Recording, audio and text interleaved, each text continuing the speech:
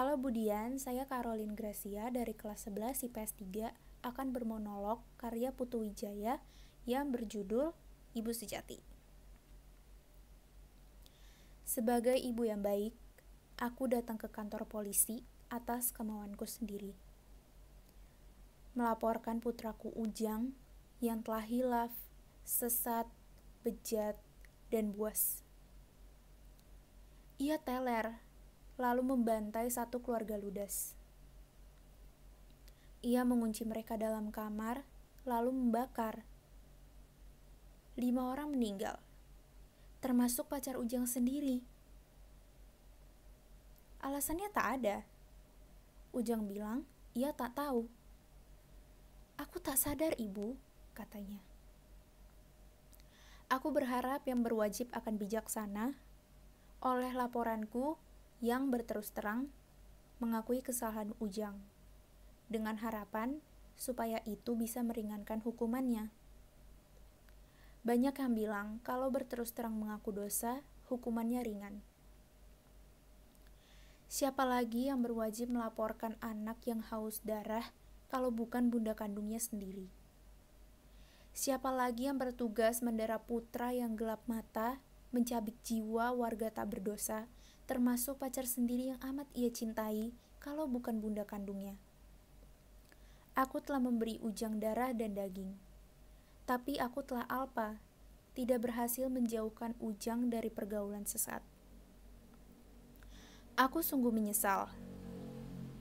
Siapa lagi yang harus menyeretnya sujud mengakui dosa, minta ampunan atas kehilafannya, agar ia jera kalau bukan aku? Kalau bukan bunda kandung, siapa lagi yang akan bisa memaksa ia bertanggung jawab atas segala kejahatannya? Aku rela ia didera, asal sepantasnya, agar ia kapok, lantas banting setir dari narkoba ke jalan yang benar.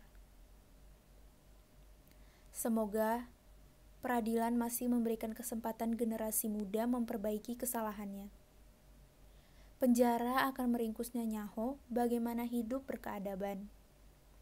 Dengan dijatuhi hukuman nanti, semoga iblis yang menggerak di otaknya akan geretak agar Ujang kembali ke jalan yang benar. Ya Allah, tolonglah ibu yang malang ini menumpas setan yang menguasai jiwa Ujang. Tetapi malang, hakim putuskan lain. Ujang dianggap kejam, pembunuh berdarah dingin.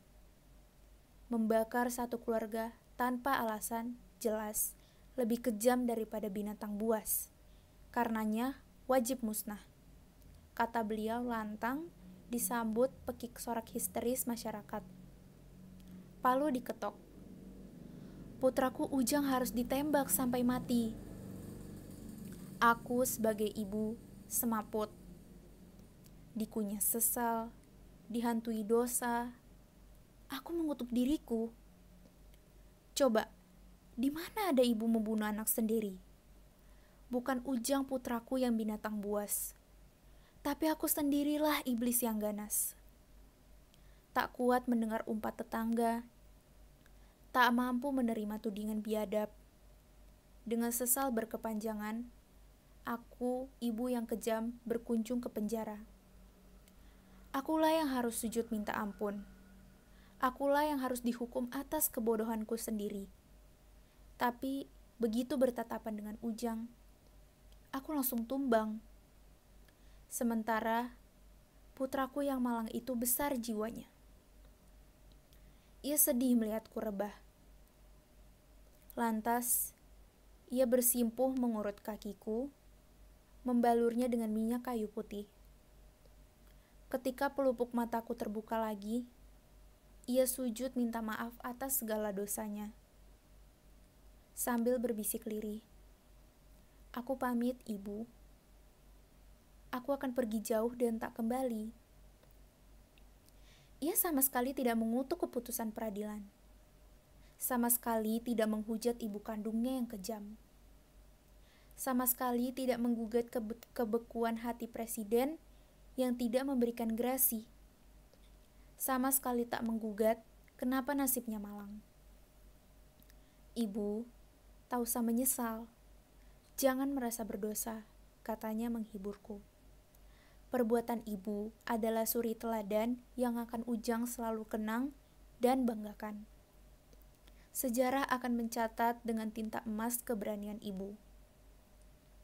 Walau putra kandungmu semata wayang, tapi karena ia berdosa, kau antar sendiri agar dihajar.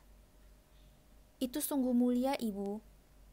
Semoga semua ibu yang lain mengikuti jejakmu agar tak ada lagi kaulah yang berani mengulangi perbuatanku.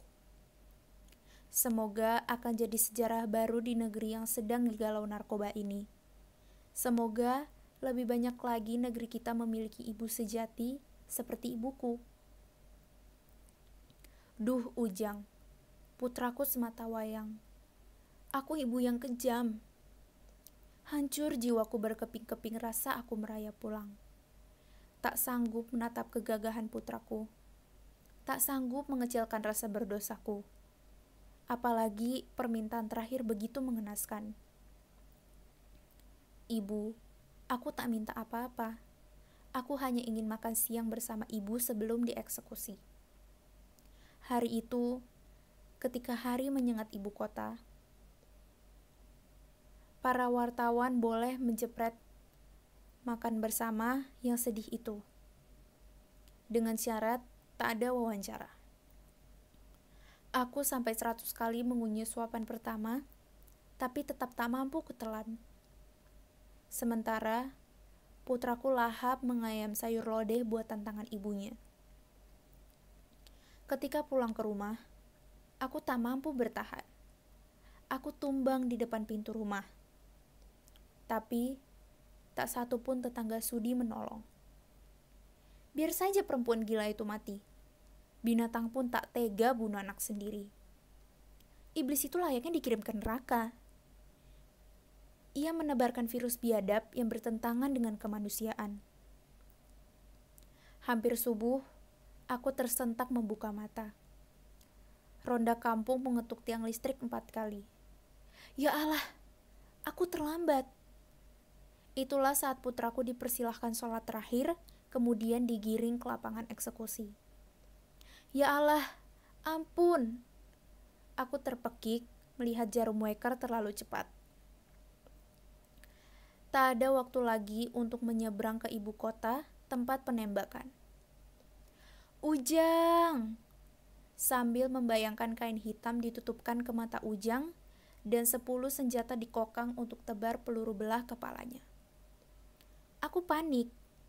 Kalau putra tunggalku mati, apa arti hidup ini? Otakku gelap memukul-mukul. Lalu, kurai stagan dan menggantung diri di kamar mandi. Tak perlu ada taksi. Tidak takut terlambat macet. Aku dengan mudah melayang ringan ke angkasa. Jakarta ku seberangi sekejap mata. Di lapangan tembak, kusaksikan senjata yang terhunus menunggu aba-aba untuk membantai. Tapi, kenapa yang ditunggu tak kunjung terdengar? Jam sudah hampir pukul 5. Aku hampir tertidur kembali. Tiba-tiba, keluar perintah. Turun senjata! Gerak! Eksekusi dibatalkan. Regu tembak dikirim kembali ke tangsi. Hukuman mati dibatalkan. Putra ibu ternyata tak bersalah. Semua itu fitnah. Biang kerok sejati pembunuhan sudah menyerah. Matahari sekali lagi memanjat di timur hari akan terang. Ujang, putra ibu yang baik, bersiul pulang. Ia beli sajadah baru di pinggir jalan. Oleh-oleh buat mama sayang yang gagah berani menegakkan kebenaran. Sekian, terima kasih.